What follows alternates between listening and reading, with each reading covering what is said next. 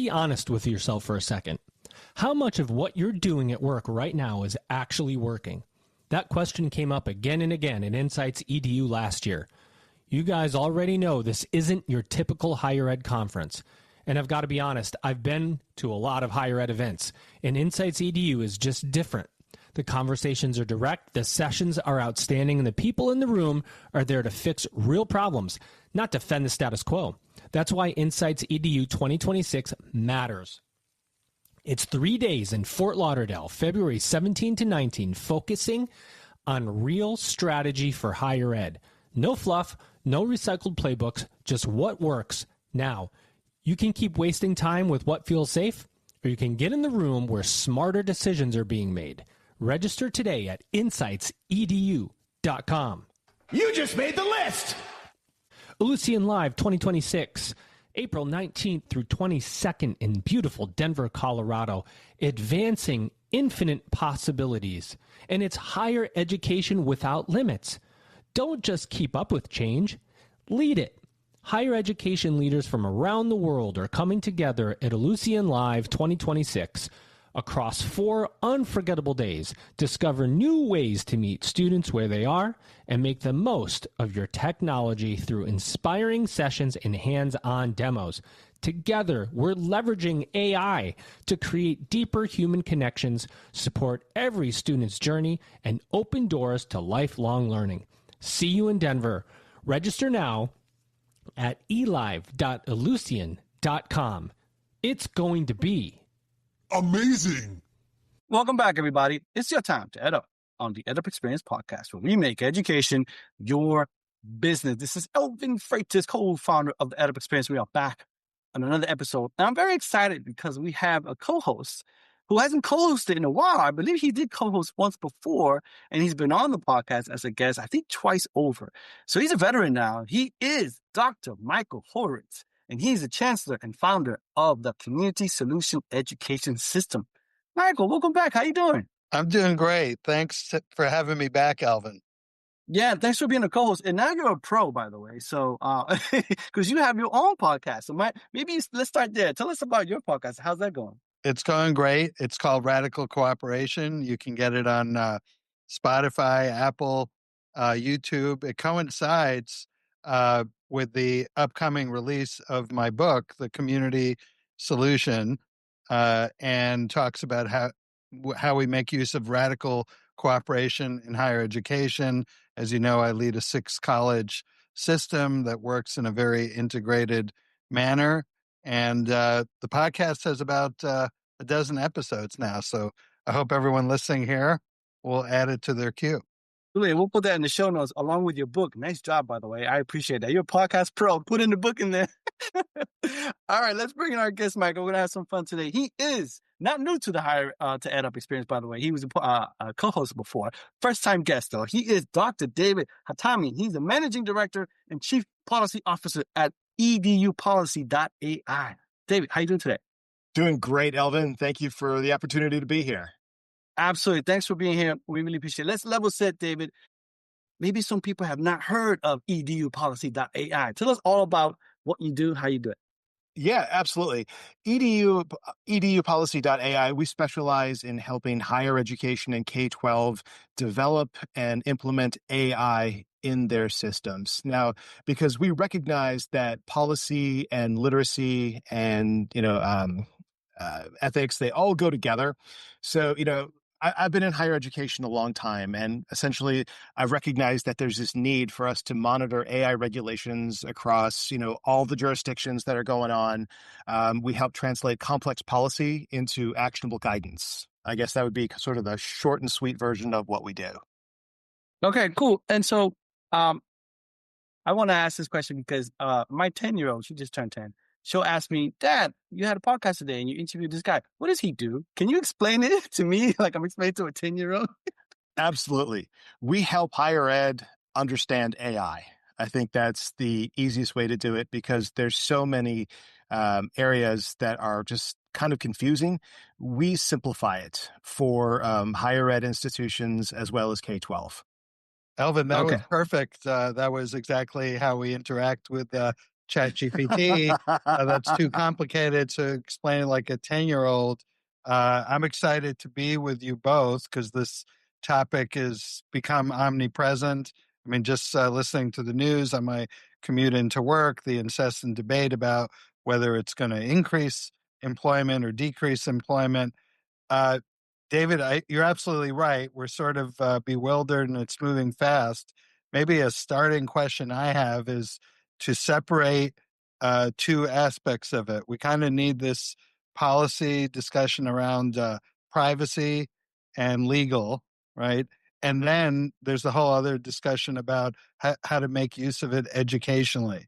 So, what's your starting point in? Well, first of all, tell me if I got that delineation right, No, and and then talk about those two elements as well as others. yeah, no, that is 100% correct. In fact, last night I was speaking to a cohort of graduate students at Rutgers University who are taking AI courses, and they're all working professionals. Okay. And I was talking to them about AI ethics. And it's kind of a similar questions that they were bringing up to me. It was, so we're in this situation where we're trying to build real life applications, but there's all of this gray area right in the middle, and we don't know how to manage that piece. And when I was talking to them, I basically told them, what I would tell anybody who asked me this question is we have to recognize that this problem we have to address it before we start building. Because what happens is we're too quick to want to build. We don't think about what we're building before we build it because we're too busy thinking about efficiency, ROI, and all of these other things, but we're not thinking about the human element of AI that is an intrinsic part of the technology itself.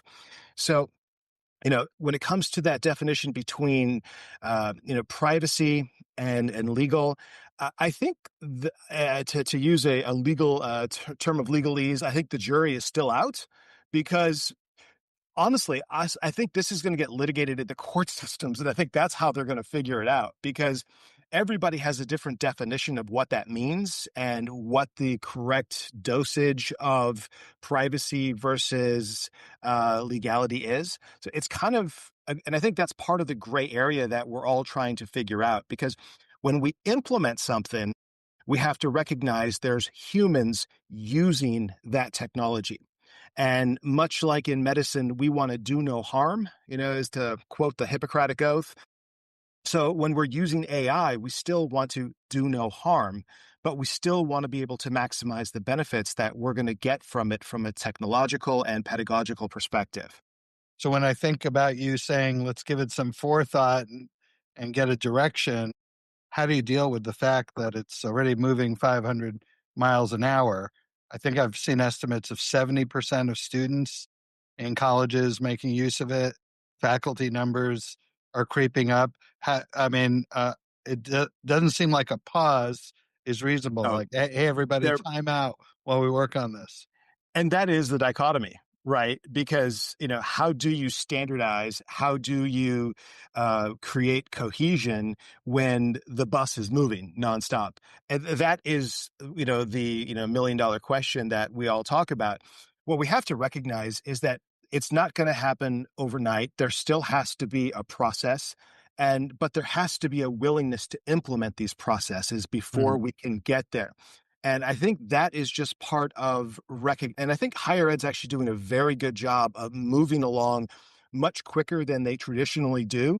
They like to be slower than molasses in a Maine winter. Yeah. That's kind of, their MO. I love that analogy I came up with years ago.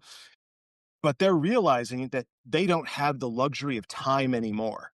So as student interactions and adoption, of AI increases, they have to be looking at their curricular standards. They have to be looking at their assessment standards because those are going to be the key pieces that we have to weave into the infrastructure if we're going to be able to catch this bus at all. And so maybe it'd be useful to tell us about how your company interacts with the college that says, we just need your help.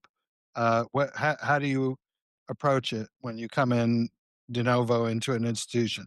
Yeah, absolutely. The question that I get is, well, what's the right AI policy? What is the right implementation? What, platforms do we need to be using? And the truth is, every institution has to approach this differently, and that's kind of why I've been asked a million times, do you have a template? Can I fill it in the blanks like Mad Libs? And unfortunately, it's not. We start with our mission statement from the institution because a community college is going to have a very different approach than a four-year liberal arts college, than an R1 institution. So we have to look at this a little bit uh, differently, and we can't presume that this is a one-size-fits-all solution. Okay, we all understand AI works very well when it's given a very specific problem statement. And each institution really has a different problem statement that they're working with. A community college is going to be about workforce readiness, whereas a four-year liberal arts institution is going to be more about, thought development and thought leadership and, training leaders for the future kind of thing. Everybody has a different approach. So when you understand what you're trying to fix. So let's just use community colleges. They have, a plumbing program, an HVAC, a hospitality program, these very workforce ready kinds of programs. So we're going to want to design AI policies and AI programs and implement software, AI packages that are going to kind of work with that method, with that mission, with that end goal in mind. And I think that's sort of the starting point. I like that a lot. We have 6 different universities in our system, so I know what you're talking about. We're now about to open our second medical school. I feel like in medicine, they've kind of been working on this for a while. They have a discrete approach. I mean, there's now textbooks about AI in medicine. No one's going to argue if I show you 10,000 skin lesions, help me identify cancer. I think they're already past the worry of like, they're not going to get replaced. If anything, we're going to need more healthcare practitioners. And then I think about our poor folks, maybe I shouldn't say poor, but the ones being prepared to be K-12 teachers. And I don't even know what it means. Elvin, you said you have a 10-year-old. I don't know what it means, 10-year-old to be able to type some words into AI and come up with a college level essay. And how do you think about that educational part, David? Could you put that more of a frame of could you clarify that question for me a little bit? Because I've been known to, just go on. How do you think I give the contrast? Okay, medicine, they seem to have a direction. They want more accuracy in diagnosis. They want help taking the notes. Doesn't mean there aren't issues. Now we get over to K-12 education or even undergrad. And how do you talk to colleges about understanding, is the student really learning anything? Do they know what's being produced? Got it. Okay. So when it comes to that, I think right now there is a pervasive attitude from students that there's not a lot of relevancy from traditional curriculum. I have a son. He's a sophomore in high school, and he complains every day that nothing that he does is relevant to his life, and excuse me, nothing that he does in school is relevant to what he's going to need to know. And on the one hand, I agree with him, but on the other hand, he has to recognize that the technology is changing, so he has to change how he adapts to the technology and the curriculum. I think we have to help guide them because they're not going to intrinsically understand how to manage using the technology. They're going to want to use it for their quote unquote cheat. Um, you know, I got into this because he came home one day and told me that he didn't have to do homework anymore because his friends told him about this invention called ChatGPT. Yeah. I mean, that's real. That's how I got into this business. Yeah. It's like, and it was so poignant, and it hit me so hard that I realized that who's talking to the kids, who's talking to the faculty, who's talking to the administrators about this problem that we have, and what makes it really hard, and it's something that you had addressed, is we are moving. The technology is moving at a pace that is faster than it's ever been in human history. In the past, we've had a chance to adapt to technology as it moves forward. right now, technology is moving faster than we can adapt. And, these employment issues, these things that we're seeing in the job market are all symptoms of that technology advance that's just skyrocketing while people are just still moving at the speed of people. And you can tell me if this next one is also kind of random, and I'll. It's all good. I know a professor at UT Austin actually likes using ChatGPT and having his students learn how to use it. He said one of the tells when he looks at essays is this M dash, which I'm like, what's an M dash? The little squiggly dash. And he said, it sort of lets students make, or ChatGPT, it makes a statement. There's really no thought process, M dash, and then you're at a conclusion. Then I type into ChatGPT, why does AI love M dash? It's like, oh, because AI loves shortcuts, and that's the fastest way to not illustrate thinking. And so we spit it out, which is itself almost like you're living in an absurd world. So, is part of your work hoping to help faculty and students learn how to use AI for teaching? Absolutely. In fact, that is the core of what we really do, but it's guised in building policy. Because what makes it interesting is because you can't have policy without literacy and ethics. They're all sort of intertwined. And, policy is the rules of engagement. Ethics are your code of personal conduct, and literacy is the skill sets that you have with the technology. And honestly, you can't have one of those without the other two to have an effective AI learning system, whatever that may be. So absolutely helping them understand not only from a literacy perspective, then rolling that into an ethical perspective, and then capping it with a policy is really kind of the process. It's very much about a methodology in a sense, more so than just, okay, we want AI, what do we do? It's about actually helping to build and implement a structured process and procedure that is going to help an institution recognize it formally and also give the requisite training to faculty and students alike. How are you talking to institutions about people and I guess we've been doing this with other tech tools, just dumping our info in. There was a story today about Instacart, right? Has different pricing, same store, same time, but since they have all our data, they know what Elvin's willing to pay. They know what David, so we're going to get different pricing, just like the airline. People are dumping their healthcare records in, with mixed results, but it seems like overall, like, hey, this is pretty cool. I can describe this and at least get a sense. How do you deal with the issue before we even got to AI, this privacy thing? The train was way out of the station. I think it's one of those questions for the ages, honestly, because it's something that we all know it's a part of the society that we live in, part of the technological infrastructure of what we deem as our core society, and privacy has always been a paramount issue. Especially for Americans, we're very proud of our privacy and we cherish it. But the thing is, what's really interesting is how quickly we are willing to trade our privacy for our tech toys. It is crazy how willing we are to click OK on that terms of service just because we want our toys. Right. I recently had one of our law school faculty on a podcast episode. I'd never heard this term. I think it's pretty cool. Surveillance capitalism.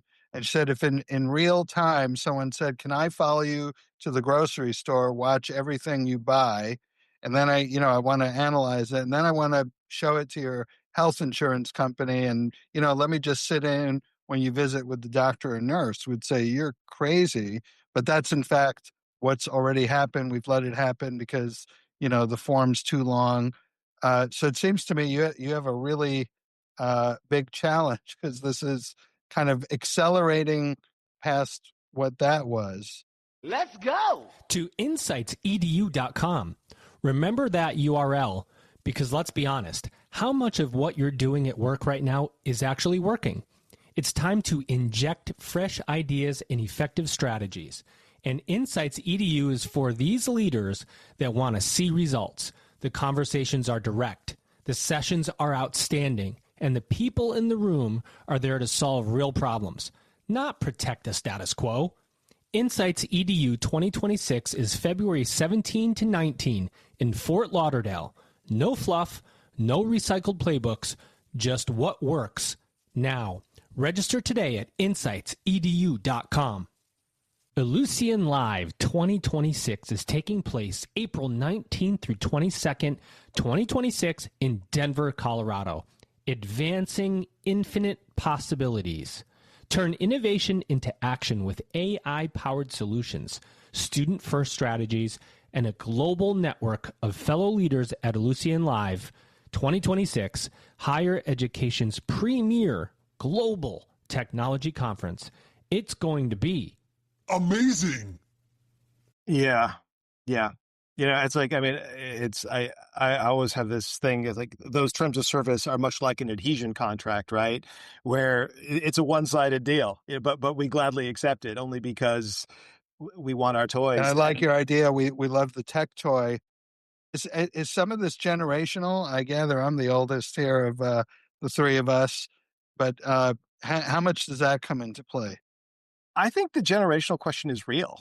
It's sort of interesting because, in my experience, when I talk to faculty at an institution, it's still a 50-50 split by and large with variations that go skew both directions.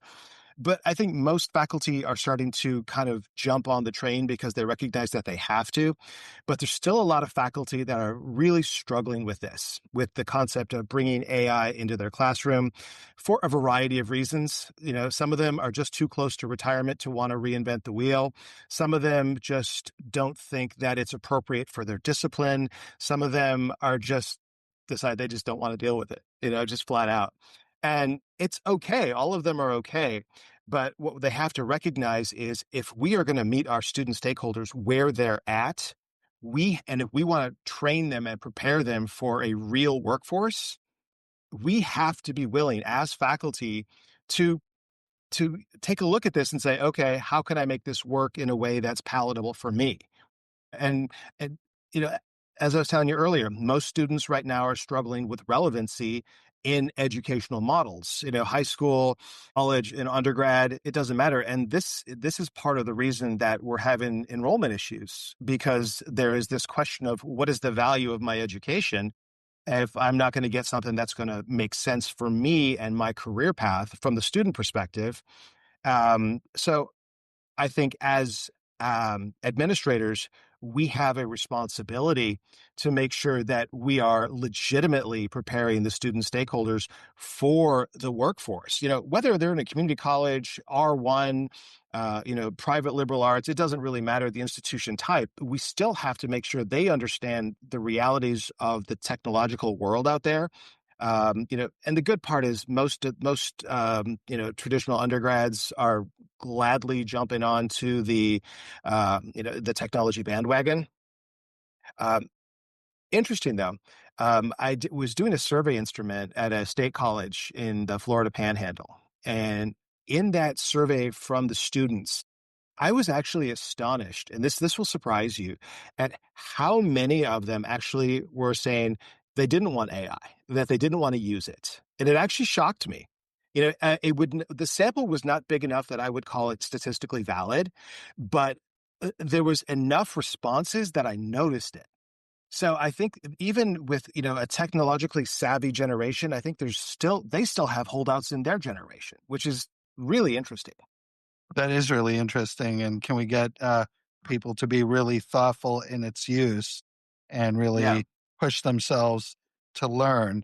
So if there's, one thing you'd say to higher ed at the moment to sort of get them focused on what needs to be done, how would you, and I know Alvin kicked it off with say it high level, say it for 10-year-olds, say it either way or say it both ways. What advice would you give the sector? The best advice I could give higher ed right now is don't be afraid of the technology. You can't. We have to look at this as serving our stakeholders. And even if, and this, I also am speaking to the faculty, because faculty, again, we get the entire spectrum.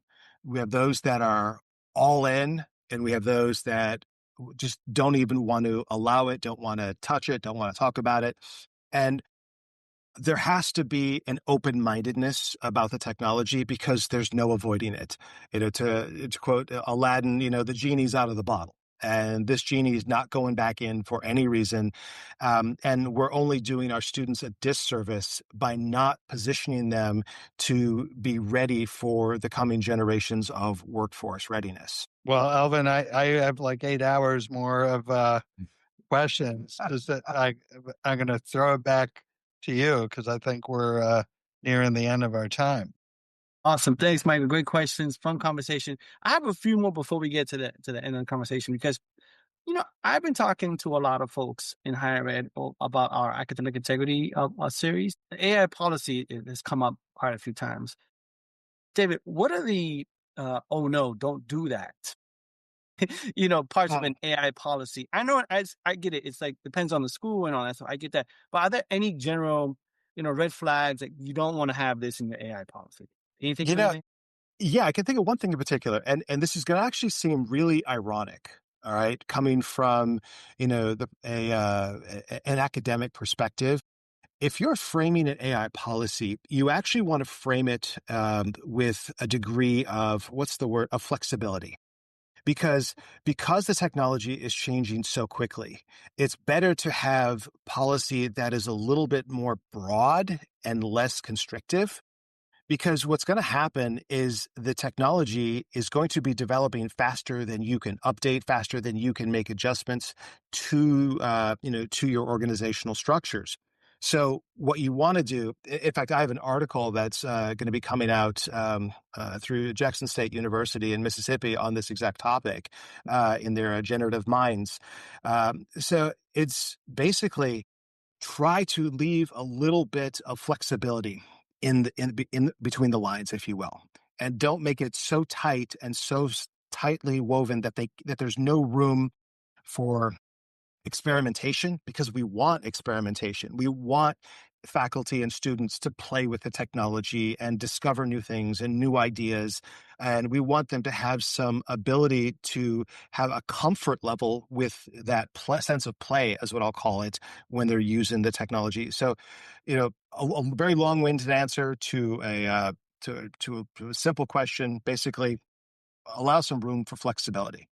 How relevant is it, since you opened the door, Elvin, how relevant is this idea that I heard at one conference of bring the AI platform in-house, make it accessible through the college versus users getting their own account? A, is that valid advice? And B, is it reasonable to expect that if you provide it, let's say, all students and faculty will have access to Claude or Anthropic or ChatGPT through the college.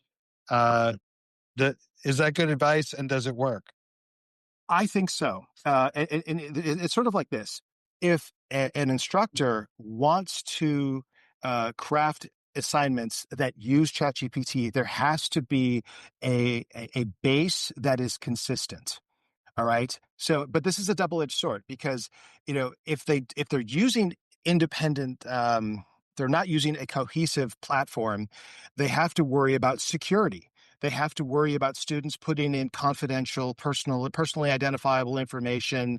And then we're dealing with a totally different issue, because students aren't going to necessarily be trained on that. If they're using the free version, we don't want to put in their social security number or something that's personally identifiable in an OpenAI or Claude model that's going to get trained on. That's the last thing we want. So we want to make sure that there's a closed system. There's a few commercial ones that are really good.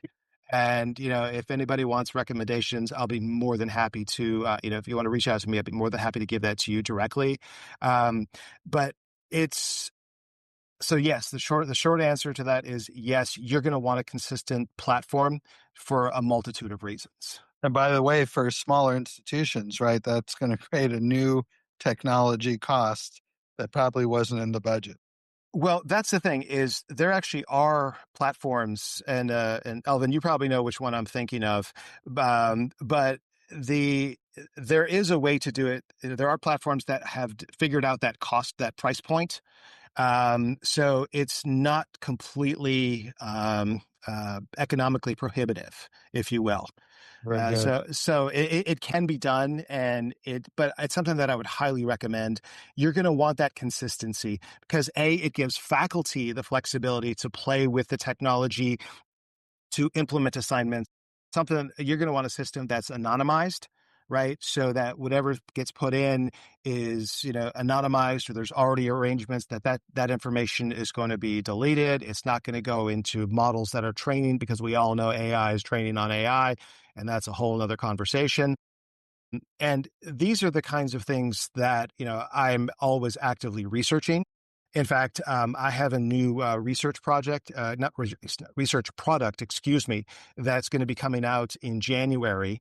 It's the EduPolicy.ai quarterly journal is going to be coming out this January. If anybody wants more information on that, they can go to my website, EduPolicy.ai, to find out more about that. But it's there. It can be done. And I think, there's a lot of ways to do it. And, there's a lot of good people out there who can help guide institutions to the direction that they might want to go. Thank you. So, all right, one more question before I get to the last one, David. This is a living, breathing document, this AI policy. Help me understand how institutions should use it. I feel like a lot of institutions, policies, and then they put it away, and then it's like gets dust and doesn't go back. Like, how do we engage with this policy? How do we document? How often do we update it? How do we let people know about it? Are we emailing everybody? What process are we talking about it? And the enrollment process, the retention process. Talk to us about all that. What do you think? Well, this is what's really interesting is, so every department is going to have a different use case for the AI technology. Admissions is going to use a different sets of information than financial aid, than academics, than the registrar's office. They all have very specific needs when it comes to the technology that they're going to be using, or like the queries, or the type of information that they're going to be inputting, or that they need to get out of it. Which is why, it definitely behooves an institution to have, I like to call it the umbrella model, where you have an overreaching organizational policy, but then each of the primary departments has their own sub-policy, if you will, because admissions is, again, they're going to use it differently than financial aid, than the registrar, than academics. And there needs to be some flexibility for those individual departments to do what they need to do. So that's why I recommend that. They don't have to be as long or as in depth. And you'd mentioned that's kind of that static nature of it, if you will. And we have to redefine what policy means. And this kind of goes back to that article that I'd mentioned earlier, because I actually really explored that topic. Policy the AI policy cannot be static. It has to be very, very active part of, the institutional ecosystem is probably the best way to put it, because it is an integrated and integral part of what an institution is able to deliver, which is education. That's their core product that they're giving. And the technology is just a tool to help them utilize and build that technology. Okay. So they can not build the technology, but use the technology to enhance the learning. So they have to be flexible with it. They have to recognize that, I recommend, it should always be on the website. The updated policy should be on the website, easily accessible to anybody. It could just a simple email let everybody know that, hey, we have updated our AI policy, back to that adhesion contract, right? And also, there has to be feedback. There has to be buy-in from the students, the faculty, and the staff. Don't forget about the staff. So that requires literacy training. That requires, getting them involved in the decision-making process. And while it might seem cumbersome, it's really necessary, because if you don't have buy-in from your core users, they're just going to reject it anyway. And then it's, I love the analogy of, imagine you live in a small city and only half of the police officers are enforcing the law, right? It's like, it doesn't make sense. You need a cohesive, uh, everybody has to be following the same rules if this is going to work.